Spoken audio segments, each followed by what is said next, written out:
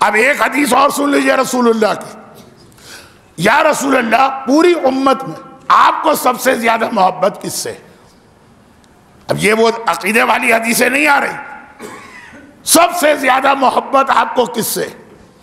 کہا جو شخص اپنی بیوی کے ساتھ سب سے اچھا سلوک کرتا۔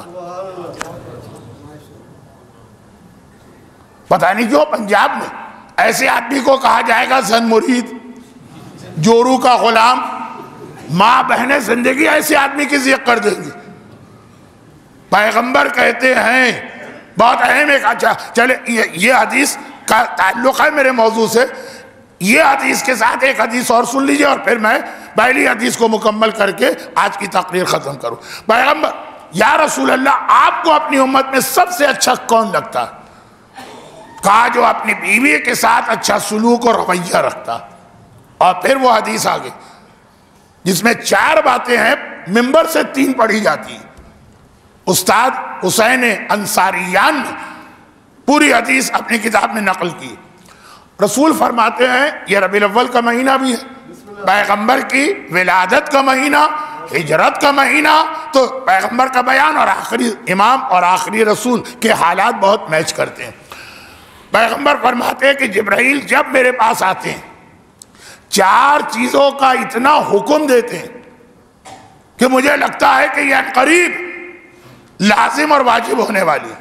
جب بھی آتے ہیں نماز شب کا بہت تذکرہ کرتے ہیں، اللہ کی طرف سے نماز شب، نماز کہ مجھے لگ رہا ہے کہ 5 نمازیں واجب ہے، یہ 6ٹھی نماز بھی واجب ہونے والی ہے، یعنی اتنا یہ واجب کے قریب قریب ہے نماز شب۔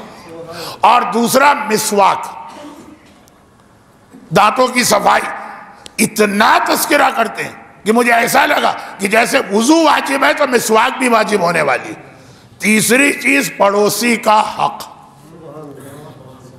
کہا کہ اتنا تذکرہ جبرائیل کرتے ہیں کہ مجھے لگا ان قریب یہ حکم آنے والا ہے کہ تمہاری جائیداد میں بھی پڑوسی کا حصہ ہوگا۔ اولاد کا حصہ ہوتا ہے، والدین کا ہوتا، اب پڑوسی کا حق۔ اور کہا کہ بیوی کے بارے میں اتنی تاکید کرتے ہیں جبرائیل کہ مجھے ایسا لگا ان قریب حکم آنے والا ہے کہ بیوی کے سامنے اف بھی نہ کرنا، جو ماں کا رتبہ، فلا تقل لہما اف، اتنا تذکرہ، کیونکہ عرب کے ماحول میں بیویوں تک کو جانور کی طرح سمجھا جاتا، مارنا، پیٹنا، ہاتھ اٹھانا، تشدد کرنا، غصہ کرنا، برا بھلا کہنا۔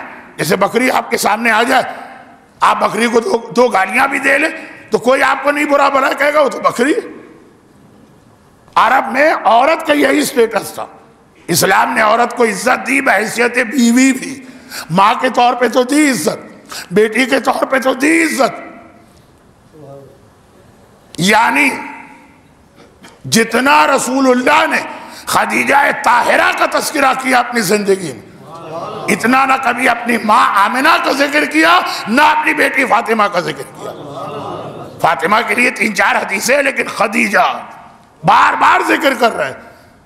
حسد ہو گیا دوسری عورتوں کو۔ یہ بتا رہے ہیں کہ اسلام خالی ایک کلمہ پڑھنے کا نام نہیں ہے، حقوق الناس کی ادائیگی کا بھی نام ہے۔ اور حقوق الناس میں غیروں سے، میں جانتا ہوں گھر کے باہر اتنے پولائٹ آدمی مشہور، خوش اخلاق، ہر آدمی تعریف کرتا ہے، بیوی سے پوچھو،